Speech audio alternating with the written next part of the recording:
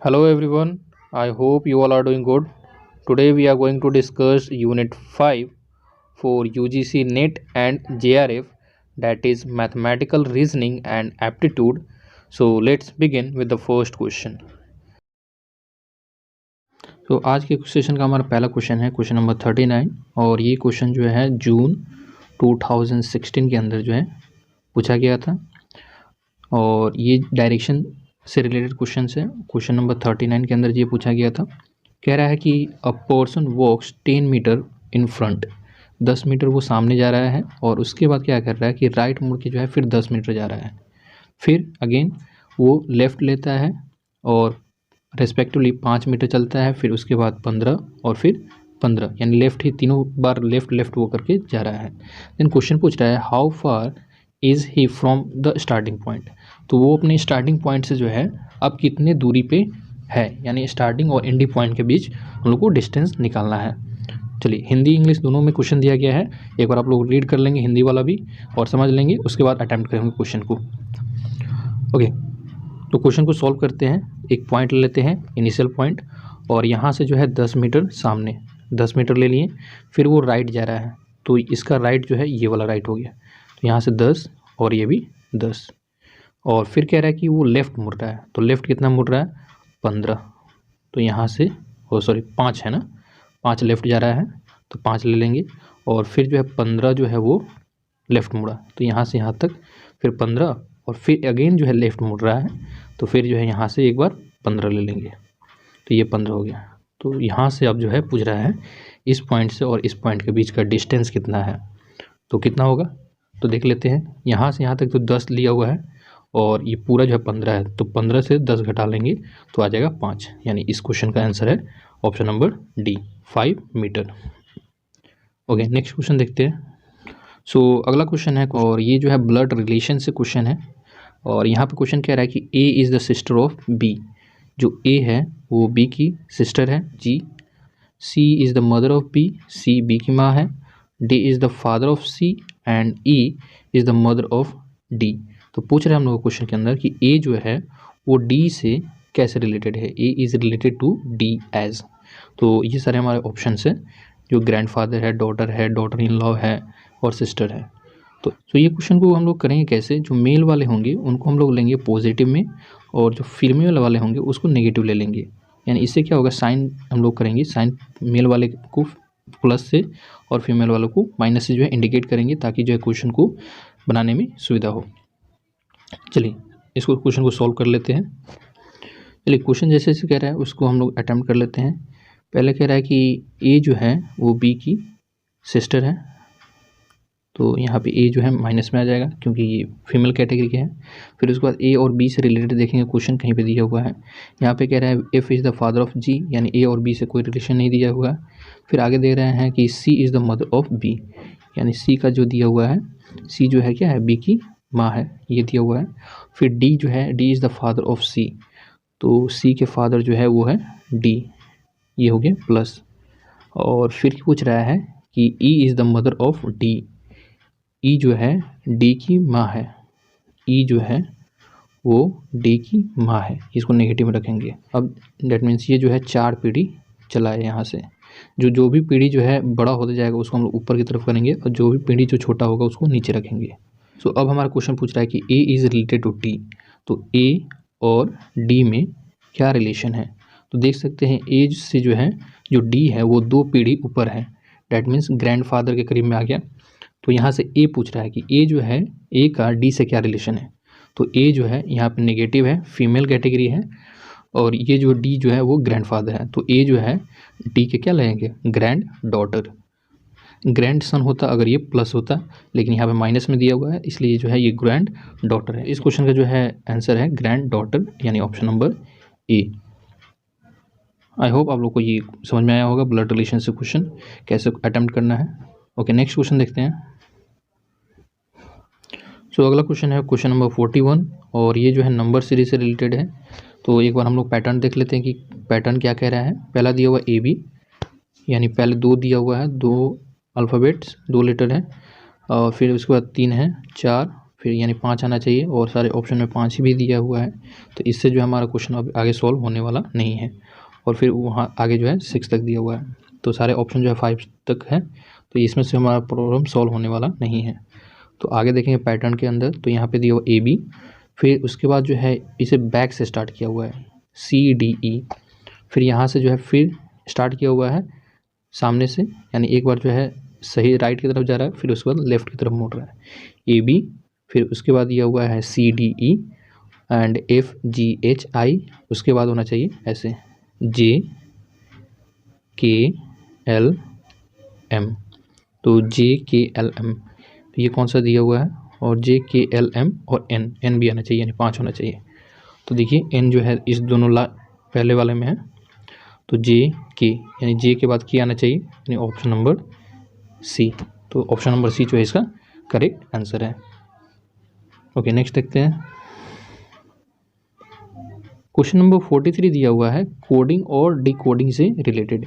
तो यहाँ पे दिया हुआ कि सिलेक्शन को जो है अगर इस तरह से कोडिंग किया गया है, यानी selection is coded as QCJCARGML, तो उस तरह से जो है अगर अमेरिकन्स को लिखना होगा तो कैसे कोडिंग करेंगे। तो यहाँ से पैटर्न ढूंढना होगा कि पैटर्न जो है हमारा क्या है।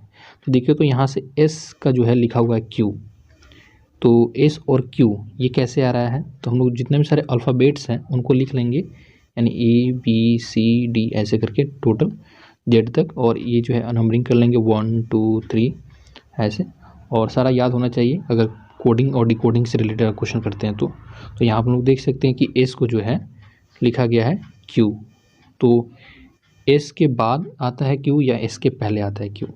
तो देख रहे हैं यहाँ पे माइनस अगर 2 करते हैं, यानी S में -2 करते हैं तो Q आ सकता है। उसी तरह E का जो है लिखा गया C, यानी अगर E में जो है 2 माइनस करते हैं, बैक चलते हैं तो C मिल सकता है। फिर L के जो है 2 बीच बैक जाएंगे तो G मिल सकता है, यानी पैटर्न पता चल गया।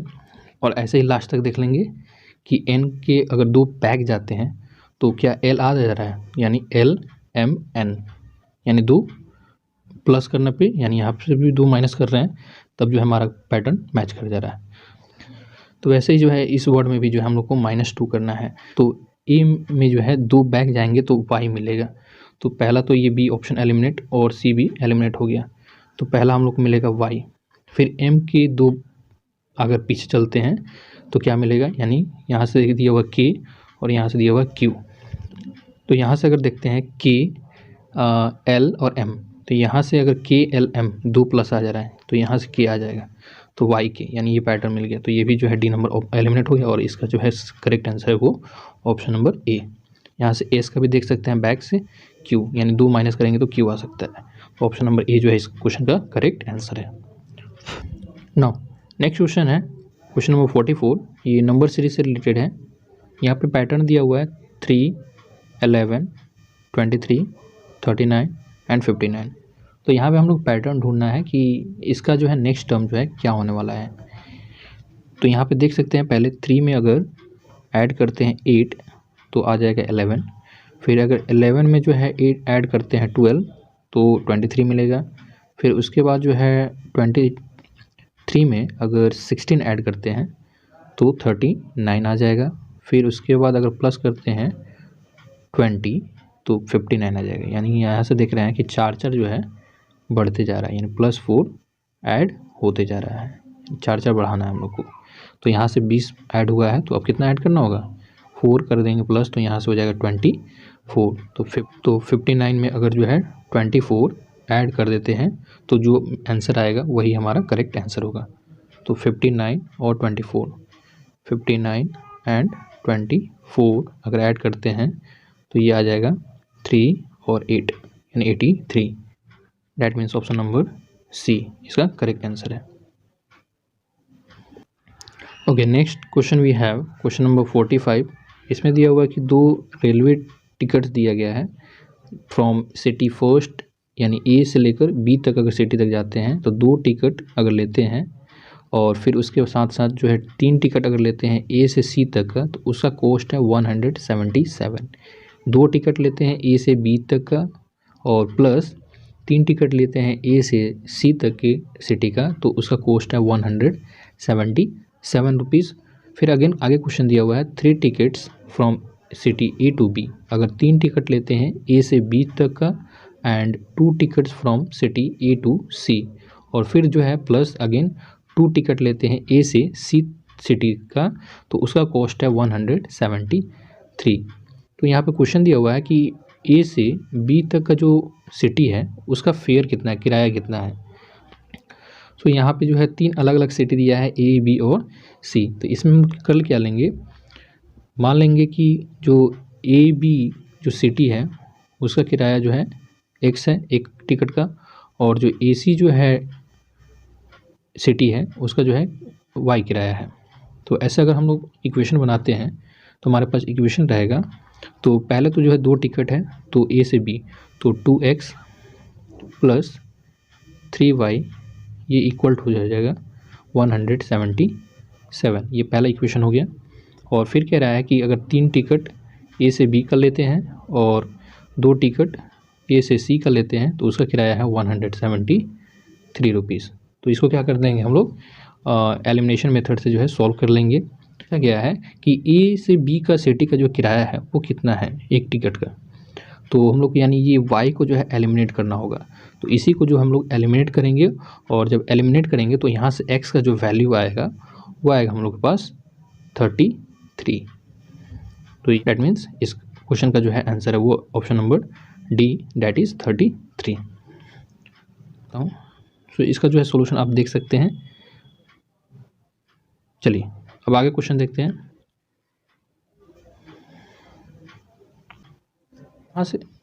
यहाँ से शुरू होता है हमारा 2016 के दिसंबर सेशन का जो क्वेश्चन पूछा गया था मैथमेटिकल रीजनिंग के अंदर, तो वो जो है यहाँ से शुरू होता है, और ये जो है 70 नंबर क्वेश्चन पूछा गया था 2016 के अंदर दिसंबर में। तो देख लेते हैं क्वेश्चन क्या कहता है।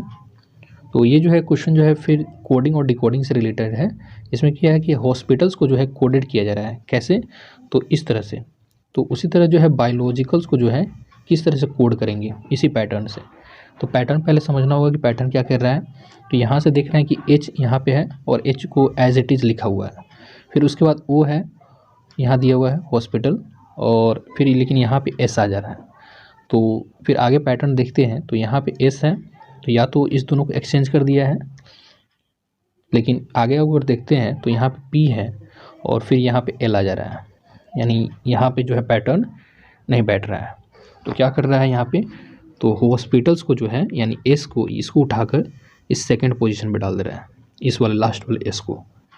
और फिर अगेन हम लोग देख सकते हैं ओ को एज इट इज़ लिख रहा है, फिर एल को उठाकर थर्ड यहाँ पे 4th पोजीशन पे डाल दे रहा है, और फिर उसके बाद पी जो है, जो ये वाला एस है उसको एज इट इज़ लिख दे रहा है, और देन फिर ए को ट्रांसफ़र करके पी की जगह पे प्लेस कर दे रहा है, यानी ऐसे कुछ पैटर्न बन रहा है। तो जैसे कि आप लोग देख सकते हैं सॉल्यूशन के अंदर कि इसमें पैटर्न कैसे कैसे दिया हुआ है।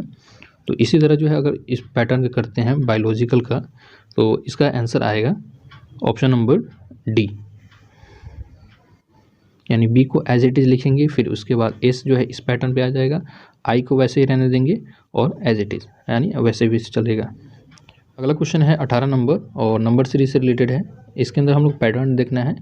दिया हुआ है 1, देन 5, 13 दिया है, देन 25, 41 और उसके बाद वोट नेक्स्ट क्या होने वाला है। तो यहाँ से देख रहे हैं 4 प्लस हो रहा है, फिर उसके बाद जो है यहाँ से प्लस हो जा रहा है, 15 से अगर घटाते हैं 13 तो यहाँ से 8 प्लस हो रहा है, फिर उसके बाद जो है 12 प्लस हो रहा है, देन 16 प्लस हो रहा है, और उसके बाद हम लोग को करना होगा प्लस 20, यानी अगर 5वां स्टेप में जो है प्लस 20 करना होगा।